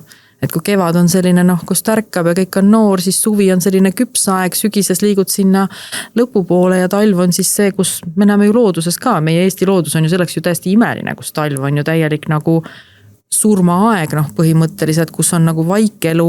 Ja kus sa saadki kaevuda oma hingekaevikutesse tegelikult. Noh, kuigi me tänapäeval enam väga ei saa, sest nagu talv on nagu kõige hullem töörügamise aeg on ju, aga jah, põhimõtteliselt see aastaaegade see temaatika. Ja tulles nüüd tagasi selle kogukondade asja juurde, ma olen nagu väga nõus ja tegelikult ka ise oma uuringutes nagu näinud ja näidanud seda, et just patsientide kogukonnad, ükskõik kas nad toimivad online'is või nagu see, et sa suhtled nagu vahetult, on tegelikult tohutu ressursiallikas. Sest see ressurss ei tule mitte ainult mingisugusest praktilisest teadmisest või kogemusest, vaid ka sellest, et sa suhtled, et sa saad aru, jälle see sama, mis ma ütlesin enne nende plakatite puhul. Ja see on inimene nagu mina, isegi kui meil mingid muud elutaustad on erinevad. Muidugi see erinevad elutaustad võib järgmisel hetkel olla ka see sama barjäär, mille pärast inimesed ei taha ja ma olen seda ka nagu kogenud ja näinud, kus öeldaksegi, et ma ei taha kellegagi samastuda ainult sellepärast, et mul on sama haigus, sest mul on nagu oma huvid ja oma mingid asjad ja kui mul see üldse ei kattu, siis ma ei taha. Aga samal ajal just haiguse enda võtmes on see tohutu ressursiallikas ja noh, ma ütlen, et erinevate haiguste puhul, mina küll olen vaadanud seda Parkinsoni tõve puhul, võib olla tõesti see, et inimesed ei ole valmis kohe nägema patsiente, kes võib-olla on aastakümneid elanud mingi haigusega ja nad on nii viletsas seisus, nad ei taha näha seda võimalikku tulevikku, sest see on omamoodi hirmutav. Ja võib-olla see vähi puhul on natuke teistmoodi, sellepärast, et noh, ütleme see ka praktiline vajadus, kuidas sina selle raviga hakkama said, kuidas sa oma elu korraldasid, mis sa oma tööandjaga tegid, et noh, võib-olla see infovajadus on nagu palju rohkem esil ja seda, kuigi mingisuguseid aspekte on ju arst suudab seal katta, siis tegelikult noh, see võib-olla ei ole isegi see, mida ta peaks katma, et järjekordselt mina olen ka nagu sellega nõus, et ükskõik, kas ta on nagu otseselt see süsteemi osa või toimib seal nagu eraldi, et tegelikult see on minu silmis ka tervishoiusüsteemi ressursiallikas, kui need inimesed, kes vaatamata selle nagu teie on ju, et ise olen haige, aga ma tegelikult olen valmis kedagi teist noh, kas või moraalselt, kas või lihtsalt olema olemas, et ta räägib ära või nutab oma nutud ära või küsib mingit võib-olla tema jaoks nagu võib-olla arsti silmis nagu suht mingit paar tühist küsimust on ju, et noh, mis seal siin ikka, ärge nüüd üle mõelge on ju. Aga tegelikult mul on vaja võib-olla seda vastust kuulda lihtsalt. Just inimkonnana on see üdini inimlik nagu üldse nagu inimolemus. See, et me oleme üksteise jaoks tegelikult olemas. No karjaloomad nagu oleme. Ja samas see tervendab sind seespidiselt iseennast äärmiselt palju. Ja kui üks on see kogukonna tasand, siis noh veel rääkides tegelikult patsiendiorganisatsioonidest või sellistest kogukondadest, siis see on ju ainult üks osa sellest nagu väärtuspakkumisest. Et kui me mõtleme, meil on ju Eestis väga tugevaid patsiendiühendusi, kes seisavad selle eest, et ka vajalikud muutused ühiskonnas aset leiaksid, et seadusandlusesse jõuaksid õiged otsused. Et me oskaksime märgata seda nagu ühiskonda kujundades selle patsiendi tegelikke vajadusi. Et see on ka miski, noh, mis saab tulla ainult siis, kui me seda patsienti ka päriselt võimestame, kuigi noh, vähitõrje strateegias oli ka kirjas, et võimestame patsiendiühendusi. 5 aastat on nüüd võimestatud, on ju, et noh, et kuidas me neid siis nüüd võimestame, et mida me siis selle jaoks teeme, kas me anname raha, kas me kaasame, kas me võtame kuulda, noh, et lihtsalt võib-olla see võtmeküsimus siin, mis ma ise lihtsalt vabandust, see on lihtsalt minu kiiks on ju, et kuna minu tööriist on sõna ja tekst on ju, siis ma märkan nagu sõnadest selliseid asju, et aga mida see tähendab, et võimestame ühendusi. Ühendused on tegelikult inimesed, keda ja mismoodi, jah, see sama küsimus on ju. Minu arust sa ütlesid ka huvitav asja praegu, mis haagib sellega, mida me enne nagu rääkisime, sa ütlesid midagi sellist, et see annab sulle ka nagu tagasi, kui sa teed seda tööd. Ja kas see polegi osa sellest samast identiteedikriisi ületamisest on ju, et sa leiad ennast uuest kohast, sest teie olete leidnud ka nii-öelda professionaalses mõttes ennast võib-olla uuest kohast, aga just see sama, et sa näed, et sinu eksistentsil on mingisugune täiendav mõte, kus sa nagu oled oluline, oled vajalik ja see leiad nagu iseenda sealt selle uue sina ülesse, kes sa haiguse tõttu kelleks sa oled muutunud ju. Just. Aga me oleme, mulle tundub, jälle võib-olla täitsa meelevaldne ja vale tähelepanek, aga me kuidagi kuidas ma siis ütlen, tugevad patsiendiorganisatsioonid ja ühendused, mis on jätkusuutlikud, mis tegutsevadki professionaalselt, jõuavad paljude inimesteni, arvestavad erinevate nüanssidega. Et kui me räägime võimestamisest, siis selleks, et need saaksid tekkida, et need saaksid kesta, selle jaoks on vaja enamat kui ainult see, et me saame ise sellest midagi tagasi. Et vabatahtlik töö on absoluutselt kodanikuühiskonna nagu oluline kiht.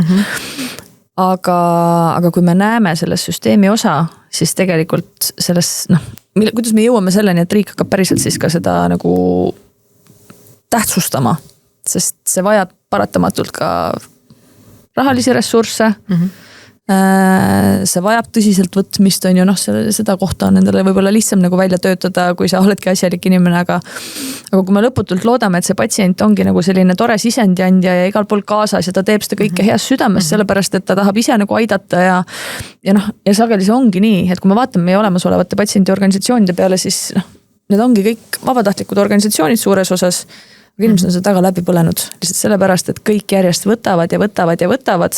Nende vedajad ja tegijad tahavad anda ja anda ja anda. Aga keegi ei tule väga selle jutuga, et aga äkki see on nii oluline, et peaks kuidagi selle eest siis ka midagi nagu. Nojah, mul tuleb jälle mingi meelde, ma ei mäleta, kas mul LinkedInist või kuskilt nagu just see patsientide eestkõneleja, kes on see Bettina, on ju. Ta midagi sellist nagu kommenteeris, minu meelest oli tema see, kes ta ütles ka, et kui sa kutsud nagu eksperdi, siis sa talle ju maksad, on ju, aga mina tulen ju ka oma ajast, ja ära ütle mulle ainult, et minu kasu on selles, et minu jaoks või teiste patsientide jaoks või kõige sellega. Aga ma arvan, see on jälle see koht, kuhu me ühiskonnana ilmselt kasvame. Sellepärast, et peame nagu seda ka silmas pidama, et ega selline nagu kaasamise kontseptsioon, see nagu sõna ja loosungina on juba mõnda aega olnud, aga sisulises mõttes on seda nagu, ei ole väga pikka aega veel tehtud ja see oskus nagu seda teha võib-olla ei ole nagu kõige põhilisem. Ja patsientide organisatsiooni või ütleme patsientide endi puhul on kõige olulisem, mida ma vahel üllatusega olen nagu avastanud, et tulebki öelda kõikidele nendele kaasajatele, et kuule, et kas sa muidu nagu sellest saad aru, et ta on nagu päriselt haige, et tal võibki olla nagu päriselt ka paha või et tal võibki olla nagu midagi nagu, et ta tuleb, ta võtab viimased jõuvarud kokku või midagi teeb, et tundub, et meil on siin tavaline tööpäev, on ju, kaasamiskoos oleks suured töötoad, on ju, aga et me unustame ikkagi nagu selle haiguse seal ära ja ma arvan, see ongi see sama jälle tasakaalu otsimine ja see mõtestamine ja teine asi, mida jälle ma ei mäleta, kas see lihtsalt sattus mulle kuidagi ette ja võib-olla see on see, mida me peaksime teadlikumalt ühiskonnana ja võib-olla kaasajatena ka nagu tegema, on siis see sama, et selline teadlik süsteemne huvikaitse. On ju? Et see ei ole lihtsalt nagu, et teie kahekesi siin hõigute ja leiate veel vabatahtlikke taha, vaid ja kui see on süsteemne töö, et kes on siis need sellised professionaalsed toetajad, kes samamoodi saavad rahastatud selle kaudu, et nad tulevad seda sisendit andma ja kas või nende poliitiliste muutuste või mis iganes muutuste nii-öelda panustajad ja sisendiandjad seal on ju. Siin on tegelikult juba ka häid näiteid, et näiteks raviteekondade arendamine praegu kopsuvähi raviteekond, et seal ikkagi meie Siiri Saaremaa vähiühingust ja onkoloogikast, et väga-väga suur ja oluline osa kogu sellest projektist ja me lõpuks oleme nüüd jõudnud sinna, et ta ei sõida Saaremaalt igale poole kohale oma rahakoti peal, vaid ikkagi see töö on ka tema jaoks nagu mingil määral tasustatud, on ju. Aga ma ei tea, meil on patsiendi nõukogud ja igasugused toredad asjad, kus see kõik on just kui nagu enesest mõistetav, et sa tuled ja oled seal ja aga okei, me ei räägi sellepärast, et vinguda, vaid sellepärast, et me hakkaks rohkem jälle mõtlema selle peale, nagu sa ütlesid, et enamasti sellistes töögruppides ja igal pool on professionaalsel tasemel inimesed kaasas, kelle tööpäev osa see on, kes saavad selle eest palka, aga kui sa kaasad patsiente lähedasi, siis nemad tulevad sinna ikkagi oma vabast tahtest ja ajast, on ju. Ja ma ütlen, see lähedaste teema on veel eriti nagu selline oluline, mida me tegelikult praegu pole ju praktiliselt puudutanud, kui kogukonnast rääkides. Sest sageli ja mitte ainult vähi kontekstis ju öeldakse samamoodi, et kui inimene ise ei tee, aga et miks riik peab kogu aeg aitama, et tal on ju perekond ja kõik need muud asjad ka. Aga mida lähedase jaoks tegelikult tähendab see, kui sul on ükskõik, kas vähihaige või muud hooldust vajav inimene, mida see tähendab sissetulekute läbipõlemise või ka selle mõttes, et kus ma üldse tean, mis õige on või kas mulle üldse räägitakse meie tänase andmekaitse või kõige muu juures on ju, et ma arvan, see lähedaste teema on veel üks täiesti eraldi teema, mis nagu vajab ka mõtestamist. Et me ütleme nagu, et patsiendid ja nende lähedased, aga et mis koormus see lähedasele täna tegelikult nagu on, et käia kas või temaga kaasas, kas mina pean võtma ka töölt vaba päeva selleks, et minna temaga sellesse vähikeskusesse teise linna või kuskile kaugemale või...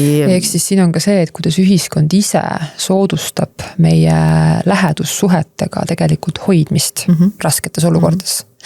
Sest hästi suur probleem on praegu ka see, mis on tulnud mu lähiringkonnast ka, et kui ma tahaksingi olla lõpuni oma lähedasega teda hooldada, sest meil on tõesti väga hea lähedussuhe, siis paraku majanduslikult see ei ole lihtsalt võimalik. Et selles mõttes on väga karm koht, kus olla ja tegelikult sellistes kohtades siis põhimõtteliselt ongi, et mis on su enda tagala, mis on su enda võimekus, et meil ongi, et inimesed ära no ja nii on. Ja teine probleem on ikkagi mõnes mõttes selline võlu ja valu on ju elu ettemääramatus on ju, et nagu sina ütlesid on ju, et olekski nagu, ma ei tea, läheks ümber maailma reisile ja pärast seda tulgu või veeuputus on ju. Aga me tegelikult ju ei tea, kaua see nagu kestab, et võib-olla lühiajaliselt nagu, kui see on nagu liigub sinna suunas, siis see on midagi, mida nagu võidakse teha, kuigi mitte ilmtingimata ka iga pere ja kogukond ei tee seda, sellepärast, et inimesed elavad ikkagi väga erinevalt.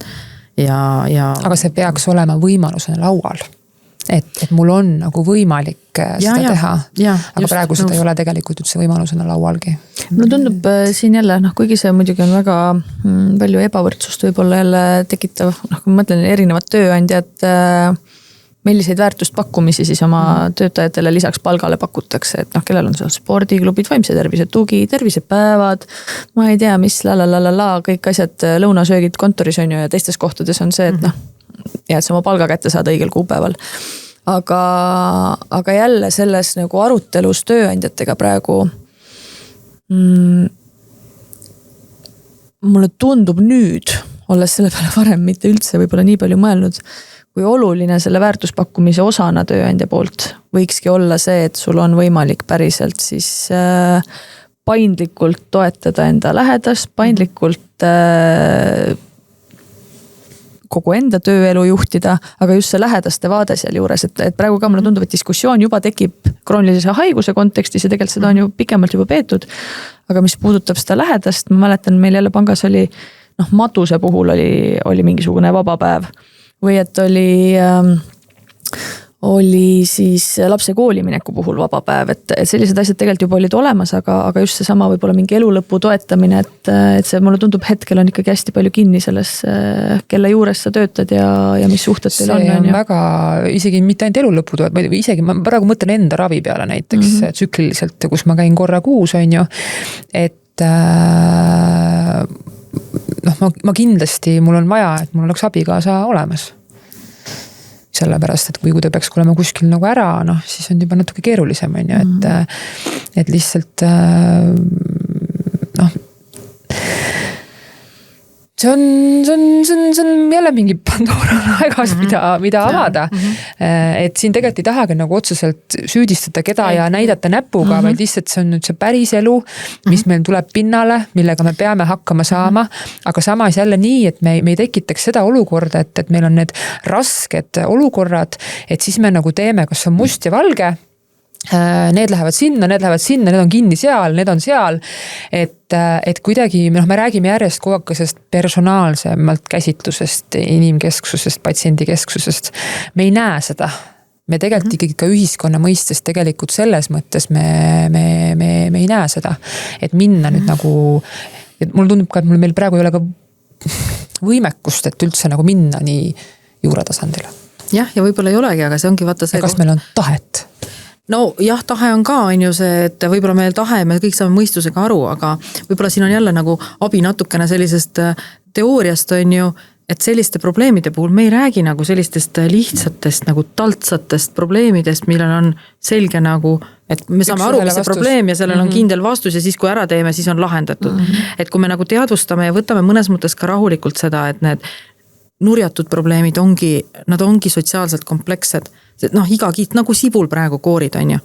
Näed, hakkame patsiendist pihta, jõuame lähedaseni, jõuame hoolduseni, jõuame elu lõpuni, palliatiivravini, surmani, milleni iganes on ju. Ja iga asi toob uue kihi kaasa ja samas iga kihi vahel võib olla mingi asi, et ma praegu mõtlen, et ma saan sealt aru, mis seal kihtide vahel toimub, aga tegelikult ma ei saa.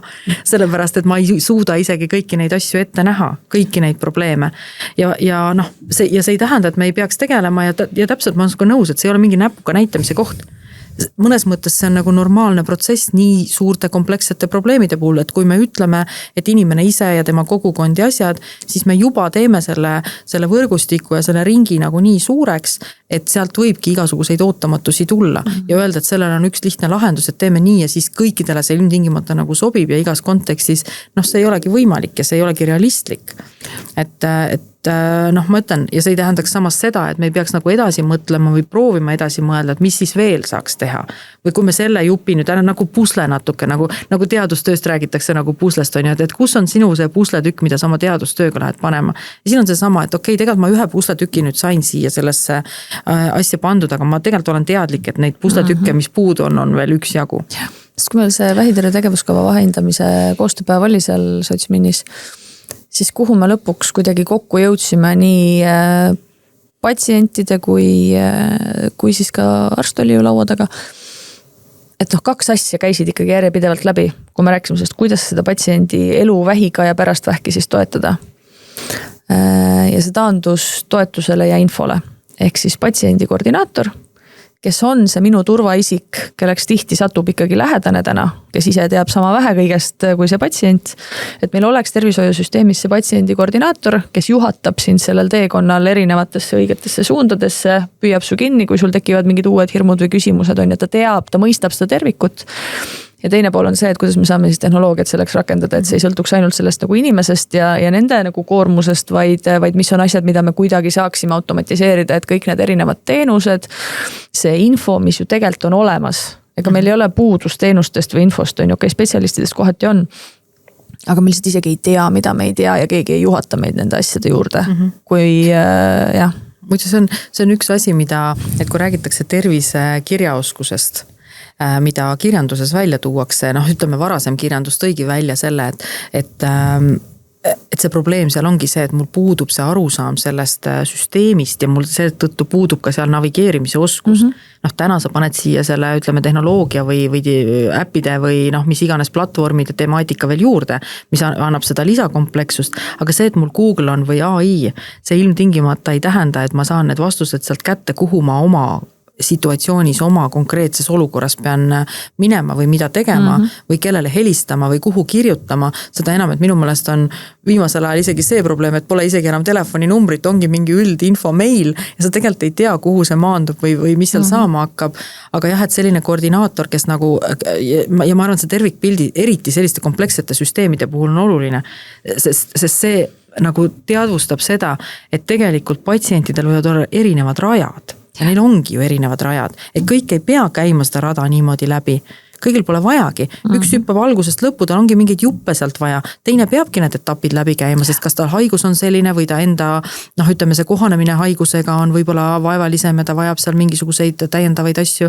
Et see ongi nagu see erinev asi, aga et kes seda tervikpilti nagu mõistaks, et see on oluline.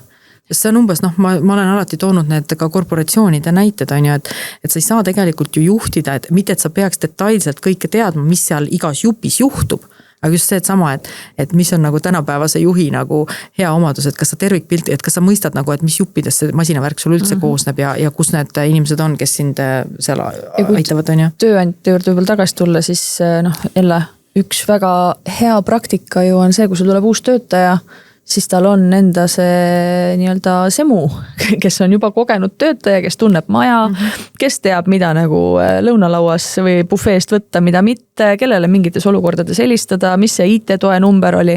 Et kes mingil perioodil on see sinu turvaisik, kes aitab sul tegelikult kohaneda nüüd selle uue rolli, uue keskkonna, uute inimeste ja uute süsteemidega.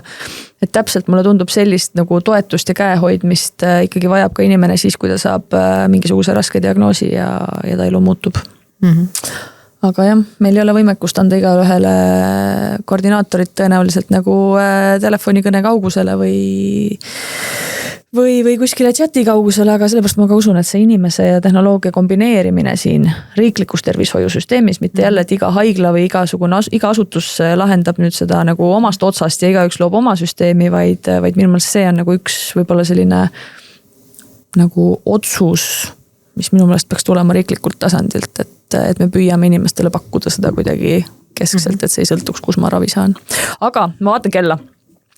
Me oleme rääkinud, Markus, juba päris pikalt, Anni on ju.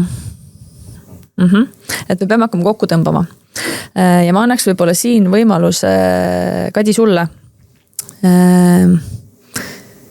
Kas midagi jäi meil praegu sellist puudutamatu, mis selle saate kontekstis oleks võinud kindlasti veel läbi käia? Või me tõmbame selle kokku sinu lõpusõnadega? Minul on üks vahele, ma korraks põikan selle vahele. Meil jäi tegelikult üks asi käsitlemata. See on läpaka taga peidus. Sügisel tuli Kadil välja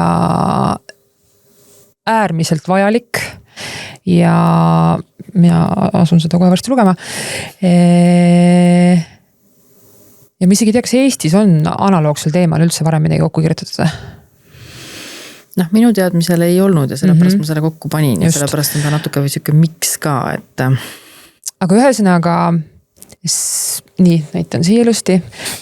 See ei huvita mind tervis- ja haiguskultuuri ja kommunikatsiooni keerises.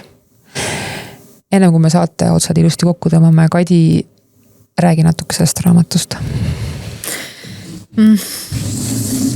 Ma ei tea, vaata siuksed asjad nagu sünnivad nii, et sul on nagu mingisugune kiiks peas, et ma tahan seda teha. Ise ka veel ei tea, mis sealt välja tuleb ja selle raamatuga oli nii. Ja ma tundsin, et eesti keeles, natuke lihtsamas keeles ei ole sellist raamatut, et jah, ta on natukene akadeemiline, ta on populaarteaduslik, ta ei ole kindlasti nagu selline juturaamat.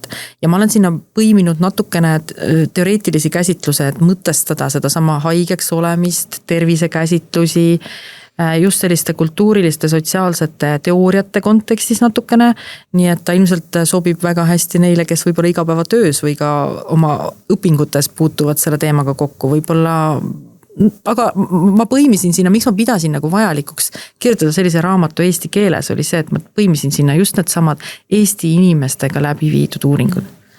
Et anda nagu võimalikult adekvaatselt seda edasi, mis meie ühiskonnas toimub, kuidas meie ühiskonnas neid asju tajutakse ja mis meie ühiskonnas need suured sellised küsimärgid on, mida me võib-olla peaks jah.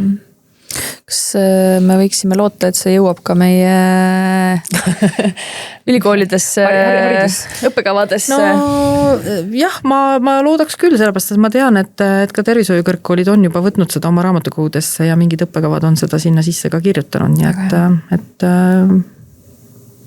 super. Ja. Ülitänu Kadi selle raamatust. Ja seda raamatut saab kust? No Argo kirjastus on ta välja andnud, nii et kindlasti kirjastuse kodulehelt on ta saadaval, aga olen näinud ise ka Apollos ja Rahvaraamatus, nii et on täitsa avalikult müügil, ei ole kuskil peidus. No okei, kuule, aga siis mul oligi järgmine raamat ka välja valimata. Tegelikult ma kuulan audioraamatuid tihti, nii et pead siin Pille eeskujul äkki sisse ka veel lugema, siis. No minu oma veel ei ole. Sinu oma veel ei ole valmis. Aga loetud on, sisse loetud on. Okei, aga see küsimus, kuhu Prille väga õige vahemärkusena nüüd selle raamatu veel sisse tõi, kas on veel siia lõpetuseks midagi, mida sa tahaksid ise adresseerida, kuidagi kokku võtta seda saadet? Ma arvan, et meil nagu selle saate kontekstis midagi nagu olulist rääkimata. Mulle tundub, et ei jäänud, et me puudutasime mingeid, kõiki neid olulisi kohti, mida võiks puudutada ja võib-olla kui see lihtsalt kuidagi kokku võtta, siis ma võib-olla tahakski öelda, et kogu see temaatika ongi kompleksne. Me oleme ühiskonna nagu teatud üleminekus ja see üleminek hõlmab ka seda, et me me oleme liikumas sinna vananevasse ühiskonda, kus meil ongi teistsugust tüüpi probleemid, millega võib-olla tegeleda kui siin mõnikümmend aastat tagasi. Et mõnes mõttes me võiksime seda võtta nagu rahulikult ja nagu õppeprotsessi. Teistpidi ma arvan, et kuna need protsessid nagu haiguste ja haigestumise ja kõige muuga kiirenevad, siis me natuke ilmselt peaksime mingit kiirust kuskil juurde panema ja natuke mõtestama ühiskonnana ka ümber. Aga ma arvan, et see on nagu tervikuna suurem teema. Mitte ainult vähki puudutav, vaid tervikuna. Et kuidas meie ühiskonnas on ikkagi see, et kuidas me haigusest räägime, kas haigused on tabuteema. Et ei juhtuks seda, nagu me siin oma vestluse alguses ütlesime, et kõik ümberringi tarduvad ja ise ka tardud. Ise nagu nii tardud ja korraks tarduvad ümberringi ka inimesed. Aga kuidas me julgeme sellest tardumusest lahti lasta ja siis nendest asjadest niimoodi rääkida, et need viivad mingi sellise turvatundeni on ju, et see ei ole nagu häbiasi haige olla ja see ei ole kindlasti midagi sellist, mis mind paanikasse peaks nagu lõputult ajama. Ja kuna valimised ikkagi ei ole ka väga kaugel, siis ma arvan, sinu trummi, Kadi, on vaja ikkagi selles mõttes ka kõvasti taguda, et ma väga-väga loodan, et meie valimisprogrammidesse, erakondade programmidesse, ja mitte ainult programmidesse, vaid ka ikkagi praktilistesse tegudesse jõuab tervishoid ja sotsiaalvaldkond oluliselt tugevamalt, kui ta on jõudnud siiamaani. Sest see, kuhu poole me oma tervise küsimuste ja haigestumusega koos selle elu ja pikenemisega liigume, et see vajab vähe suuremat tähelepanu tõenäoliselt kui see, mis tervishoid täna poliitiliselt saab. Nojah, ma arvan, et see hakkabki sellest samast teadvustamisest, et loomulikult on kaitsekulud hästi olulised, eriti meie geograafilise asendi tõttu. Lihtsalt, et kui me olemegi vananevas ühiskonnas, siis meil väga-väga-väga on vaja, et ka need, kellel on mõni haigus, panustaksid ükskõik millisel moel ühiskonda nii kaua tagasi, kui nad vähegi suudavad. Nii et panus tervishoidu ja sotsiaalvaldkonda tegelikult on investeering. Oleme vist rohkem harjunud seda kuluna nägema. Aga jah, et oleks ka keegi neid droone arendamas ja vajadusel ka kodumaad kaitsmas, siis tegelikult on vaja see tervis ikkagi tagada, on ju. Lahe. Hea oli sinuga rääkida, hea oli taas Pillega koos siin stuudios olla. Markus oli ka päris vahva poiss seal. Et tõmbame tänaseks saateotsad kokku ja kindlasti, Kadi, ootame siis sinu sulest palju häid uusi mõtteid ja jääge. Aitäh. Ja Pille? Elusat elu. Elusat elu.